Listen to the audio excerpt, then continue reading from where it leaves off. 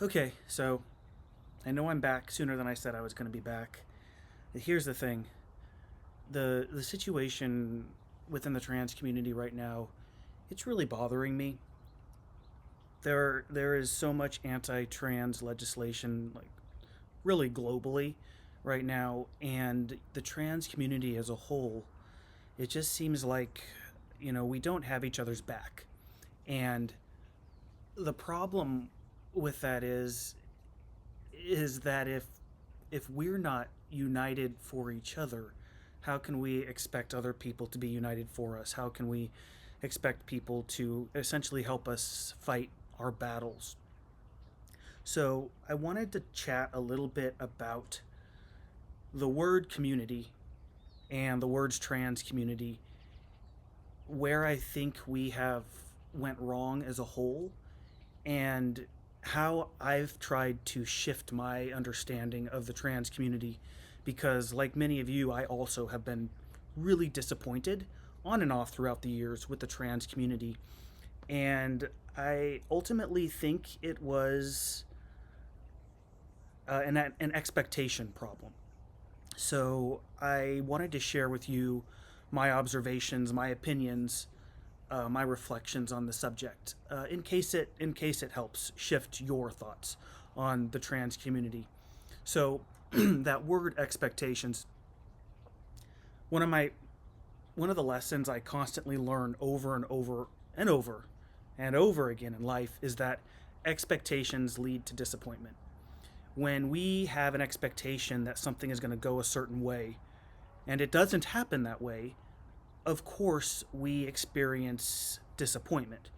And it's not like we can just go about our lives not having any expectations. That would be a miserable way to live.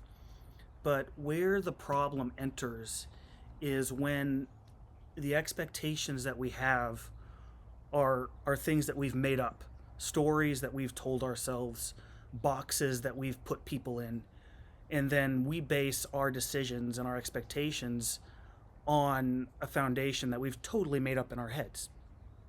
And I feel like that is why so many of us are disappointed in the trans community. We have this expectation that, or this hope or desire that because we are trans and this other person is also trans, that we have the same belief system.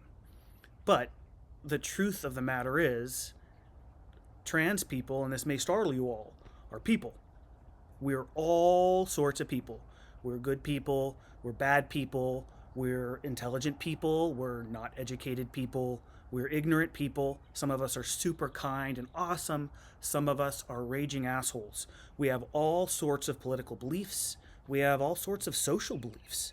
We are a cross section of everyone, right? I mean, that's literally what we've been telling people, right? We're everyone. We're your mother, brother, father, sister, uncle, friend. We're everyone. And it's true. Like, we need to listen to ourselves. So the problem is that we have this expectation that because we're trans, we're also going to get along in so many other ways, and we just don't. And so then we get disillusioned because we feel isolated from the trans community because we have all these inter-community squabbles. And so I've spent time thinking about what community is over the last 11 and a half years, where I've been chatting with you all. I don't know if you guys can hear my dog squawking in the background. Um, but so here's what the trans community is. So I want you all, those of you that have transitioned, to think back early in your transition. And when I say early, I mean the months or years leading up to your decision to physically transition, and then the actual early transition, physical transition years. So think about that. Think about what you were doing. You were probably researching, diving into online communities, YouTube, Instagram, Facebook, whatever, Tumblr when it was a thing. Everybody was searching for information. We were making connections, and what we were all talking about was transition. What's going on with our bodies, what's going on with our marriages or our other relationships, what's going on with our families, are they disowning us, or what are we doing to convince them that we are valid? that was all consuming. And so we had this really strong sense of community. But we were only talking about one thing. We were talking about the one thing that united us, and that was being trans. However, as we continue in our transition, we mature in our transition, the day-to-day changes and newness of transition, it goes away. And we're just living our everyday lives, right? And so when we go back into those spaces where we were just talking about transition, now we're talking about other things, right? We start talking about our political views or our social views, or our views on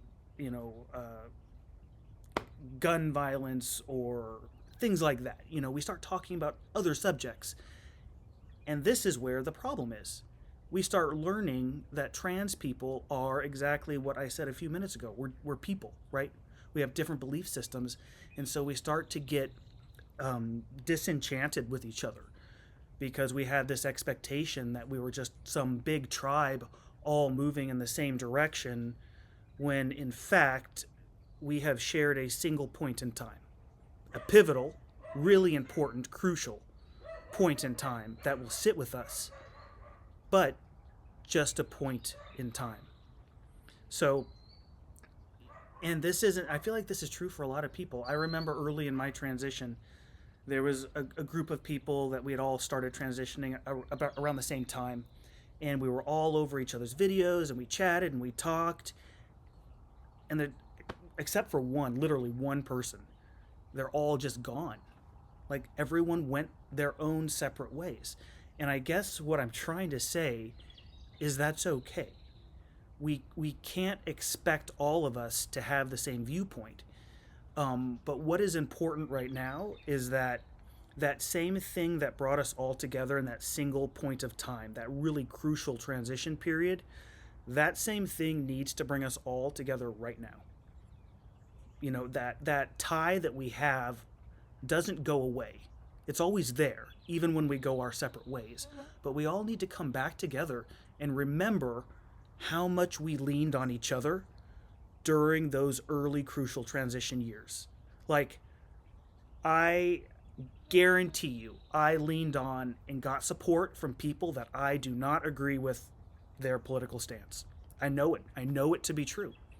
And I'm sure people have leaned on me that probably think my political stance is just bullshit.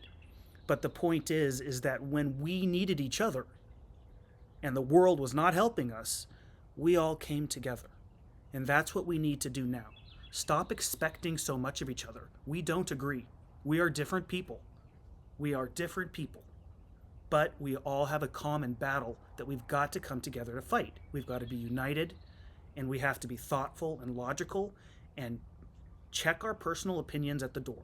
We have bigger issues right now, everyone. We do. I have this friend. He's a fellow trans man. And we do not agree about anything. Like, nothing. There is literally, we only have really two things in common. We're both trans men, and we both share the desire to learn, grow, and improve ourselves. And we have no problem if learning, growing, and improving ourselves includes listening to an opponent's viewpoint. So we come together and we talk about things that we do not agree on at all. Like, his politics and my politics are opposite. Like, his stance on, oh my gosh, just imagine every big issue right now. We are opposite on that. But we come together, we're still friends, and we talk about these things. And here's the thing. Even though we don't agree on any of that stuff, and I could get into literally a dozen heated conversations with him because I think he's dead fucking wrong, and he thinks I am. I could get into so many heated debates with him about it. Even though that is the case, I know 100% in this battle for trans rights, equality, equity, I know he's by my side. Period. That is the trans community. That.